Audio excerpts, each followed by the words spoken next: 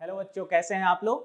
Career in law की series में मैं नेक्स्ट जो एग्जाम के बारे में आपको बताने जा रहा हूं, एलएलबी करने के लिए सीयूईटी पीजी के अलावा, जो कि मैंने अपने पिछले वीडियो में डिस्कस किया था, एक एग्जाम है एनएल सेट का एग्जाम, जो कि national law school of India university के 3 ईयर एलएलबी प्रोग्राम के लिए कंडक्ट कराया जाता है। इस एनएलएसआईयू बैंगलोर में टोटल जो सीट्स हैं एलएलबी की वो 120 है। Exam pen and paper based होगा। टोटल जो इसमें आपको ड्यूरेशन है वो 2.5 आवर्स की है। क्वेश्चन जो पेपर है, क्वेश्चन पेपर के पैटर्न को समझते हैं कि क्वेश्चन पेपर 2 पार्ट में डिवाइडेड होता है। पहला पार्ट ए और दूसरा पार्ट बी। दोनों पार्ट मिला करके जो टोटल मार्क्स आपके होंगे वो होंगे 150 मार्क्स। टोटल 150 मार्क्स होंगे। इसमें पार्ट ए जो है वो 75 मार्क्स का और पार्ट बी जो है वो 75 मार्क्स का। 2-3 चीजें हम लोग इसमें देखेंगे कि क्या क्या इसमें जो है डिफरेंसेस है। नॉर्मल एग्जाम से थोड़ा अलग है इस सेंस में कि एनएल सेट एग्जाम में अगर आप किसी क्वेश्चन का आंसर करते हैं, पार्ट ए जो है वो एमसीक्यू बेस्ड क्वेश्चंस हैं। 75 क्वेश्चंस होंगे, 75 मार्क्स पर क्वेश्चन, 1 मार्क्स। इसकी सिलेबस बहुत ही आपको आसान करके ये बताया गया है कि कॉम्प्रिहेंशन बेस्ड क्वेश्चंस होंगे, करेंट अफेयर के क्वेश्चन होंगे और कुछ क्रिटिकल रीजनिंग के क्वेश्चन होंगे, जहां पर इन्फेरेंस बेस्ड है ना, लॉजिकल रीजनिंग से जो हम लोग कॉम्प्रिहेंशन पैसेज को सॉल्व करते हैं उस तरह के क्वेश्चन होंगे। एक अलग बात यहां पर क्या है कि जो आंसर करेक्ट है उसके लिए 1 मार्क्स तो मिलेंगे, लेकिन जो आंसर इनकरेक्ट है या फिर आपने आंसर ही नहीं किया है, दोनों तरह के क्वेश्चन के लिए नेगेटिव मार्क्स है -0.25। दैट मीन 1/4 नेगेटिव मार्किंग मिलेगा। किन क्वेश्चन के लिए? जो क्वेश्चन आपने गलत आंसर किया है या फिर आपने अटेम्प्ट ही नहीं किया। तो इस एग्जाम में क्वेश्चन अगर आप अटेम्प्ट नहीं करते हो, पार्ट ए की बात कर रहा हूं जो एमसीक्यू बेस्ड है, अगर अटेम्प्ट नहीं करते हैं तो भी नेगेटिव मार्क उसमें आपको नंबर मिलेंगे। यहां पर बेहतर यही है कि सारे क्वेश्चंस को अटेम्प्ट करने हैं पहले पार्ट में, जो कि एमसीक्यू बेस्ड है। 75 क्वेश्चन, 75 मार्क्स। नेक्स्ट आते हैं दूसरा जो पार्ट है।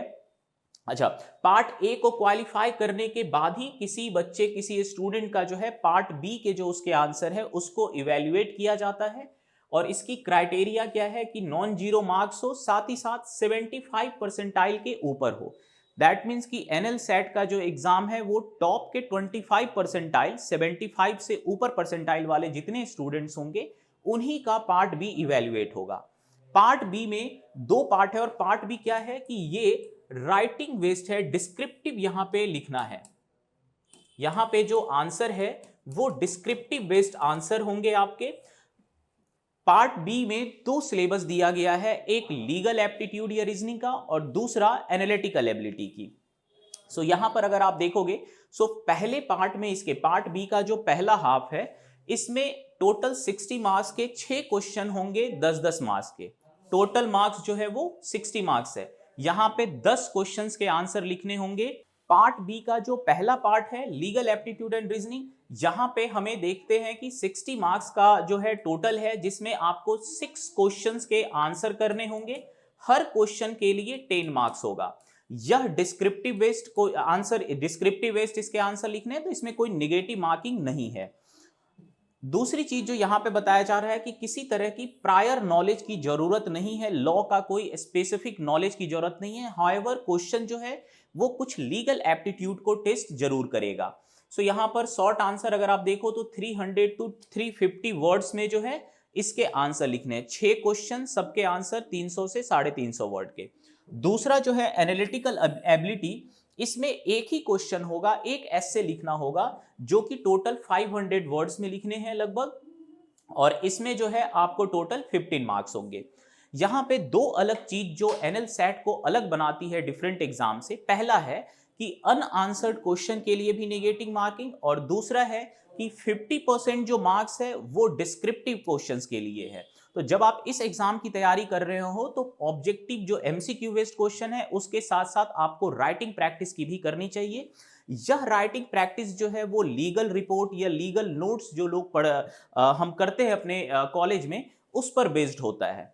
So thank you very much. अगले वीडियो में हम ऐसे ही डिफरेंट किसी किसी कॉलेज और एग्जाम के बारे में आपको बताएंगे। Thank you.